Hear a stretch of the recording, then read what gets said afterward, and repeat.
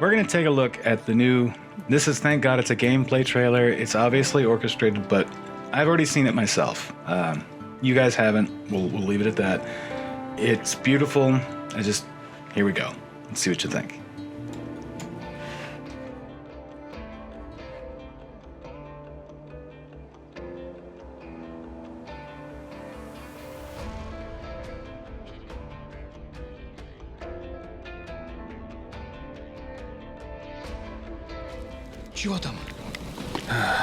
Готово. I actually wonder if that's going to hurt this game, that Metro is a thing now. It might, man, because... The obvious comparison's going to make it such a bitch. Because it isn't Metro, you know? I mean, it's... Oh, my God, look at how beautiful that is. Oh. I mean, it doesn't look bad. It just has a lot of rain effect on it, which... Like a lot of like gloss. Yeah, like I feel like that makes it look better than it is. Like obviously, an effect, but I mean, it's like the illusion, you know? Like, don't get me wrong, this looks great. It's just, I feel like they tried to... Oh, shit. Maybe dress it up a little much. Yeah. Well, a lot of, like, the original game, they had a lot of that too, but they do that on purpose. Like a lot of gloss and a lot of lens flare that they can, because what it does is it creates a... Okay. And I don't want to interrupt you too much, Nick, but who got serious Half-Life 2 vibes right there when that thing... Yeah. Okay. That was one big head crab.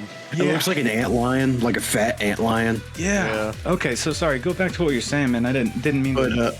a lot of the, like, I guess you can say the white and the bright that comes off of bloom and reflection, like, that is supposed to be, you know, just opposed against the dark and grit that is everything else. Yeah, and they actually did that with, like, the lightning sprites, I remember.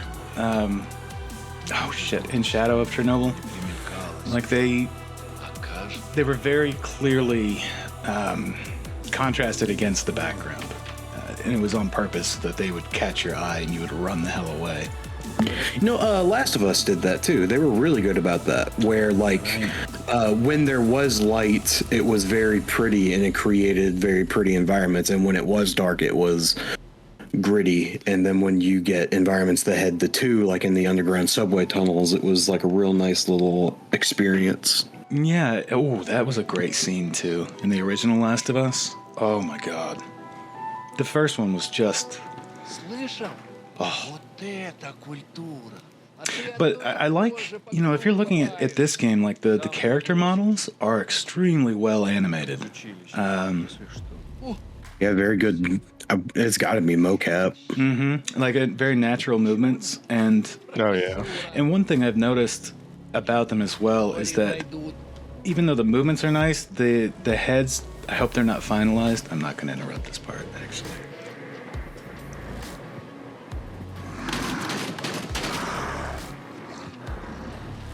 A lot of dust in the air.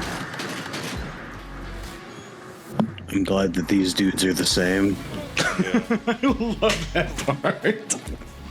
That was just great. Like, whoever thought of doing that.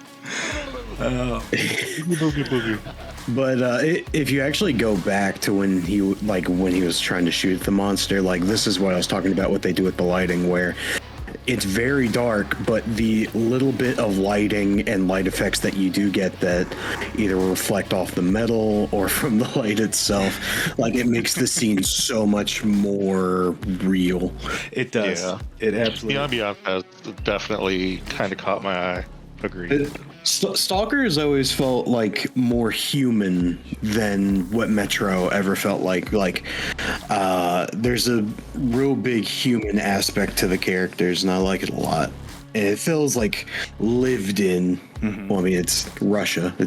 We're at Chernobyl, but well, and now just to kind of comment on that too, I think with what Metro was trying to do was exactly that, make them so they weren't human anymore because of all the stuff they were going through. I think it was, you know. So I mean, I definitely see night and day in these games, you know, compared to Metro.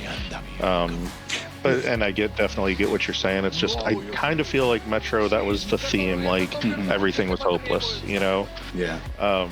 Like you're no longer. So I don't men. know. Yeah. So I mean, I kind of feel they did that, but I don't know. That is amazing. Yeah, there's another example of what Nick was. Oh my god. Wow. Okay, that alone is just Like fantastic. Call of Duty. Yes, that's what it made me think of, but just better.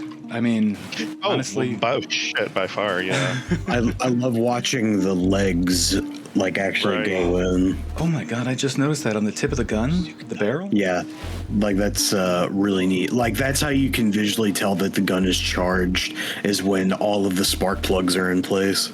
That's fantastic, man. Like that just makes me like if somebody would let me play that right now, I'd be gone for a week at least.